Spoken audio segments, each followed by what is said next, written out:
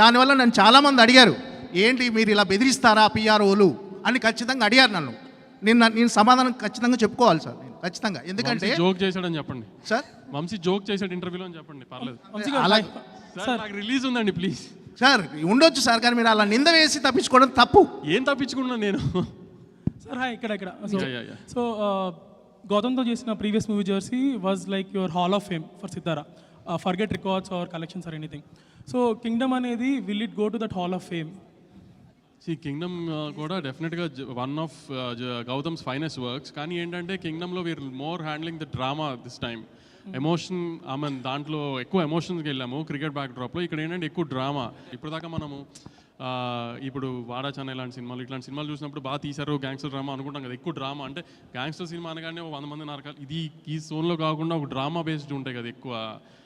ఆ స్టైల్లో గౌతమ్ అంటే మీకు తెలుసు కదా, అలానే తీస్తాడు, అతని సెన్సిబిలిటీస్ అలానే ఉంటాయి. ఆ స్టైల్లో తీసాం సినిమాని.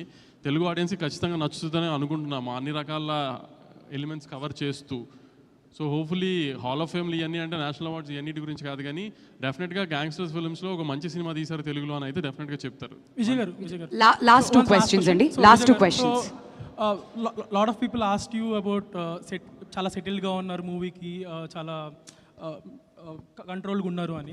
సో ప్రీవియస్లీ ఈ మూవీస్కి మీరు ఆల్ అవుట్ వెళ్తారు ప్రమోషన్స్కి అన్నట్టు ఉంటుంది. So do you like being like this, సెటిల్గా ఉండి let the content speak, or you want to go all out promotions, which is more I always want to go all out. నేనే ట్రైలర్కి అరే నాకు జనాలను కలవాలి ఏంది, I want to go meet people, be amongst them. I enjoy being with the people. You rarely get the opportunity to, so I enjoy. So I am always like all out candidate. నేను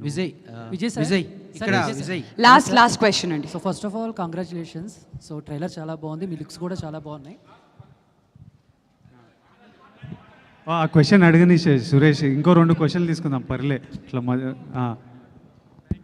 so అంటే ఎందుకు కొంతమందికి విజయ్ దేవరకొండ అంటే కోపం? ఎందుకంటే రీసెంట్గా నాగవంశీ గారు కూడా మాట్లాడుతూ విజయ్ దేవరకొండ ఏం మాట్లాడినా కూడా భూతద్దంలో పెట్టి ట్రోల్ చేసేవాళ్ళు చాలామంది ఉన్నారు అని చెప్పారు. మీరు కూడా ఒక సందర్భంలో కూడా అన్నారు. సో ఎందుకు, అది ఏంటి, ఎక్కడి నుంచి వస్తుంది, అదేమైనా అబ్జర్వ్ చేశారా? దాన్ని ఎలా ఓవర్కమ్ చేసి ముందుకెళ్తున్నారంటే ఏం చెప్తారు?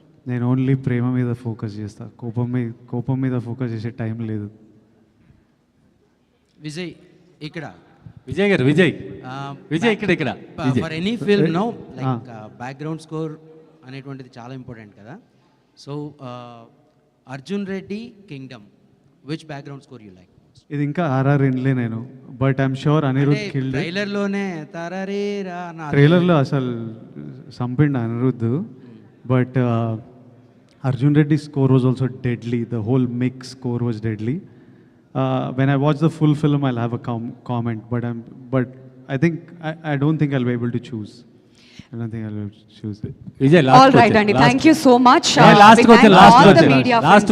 Last తీసేసుకుందాం, చెప్పండి అన్న. విజయ్ ట్రైలర్ లో లాస్ట్ ఎండింగ్ లో ఒక ఫేస్ చూపించారు, అది ఎక్స్పెక్ట్ చేయొచ్చా?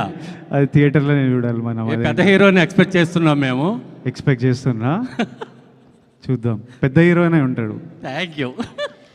Thank you so much to all the media friends Andy for joining us here. Get ready to see Vijay Devarkonda in his new avatar. Mari Kingdom inkonni gantalo aithe release avbotundi.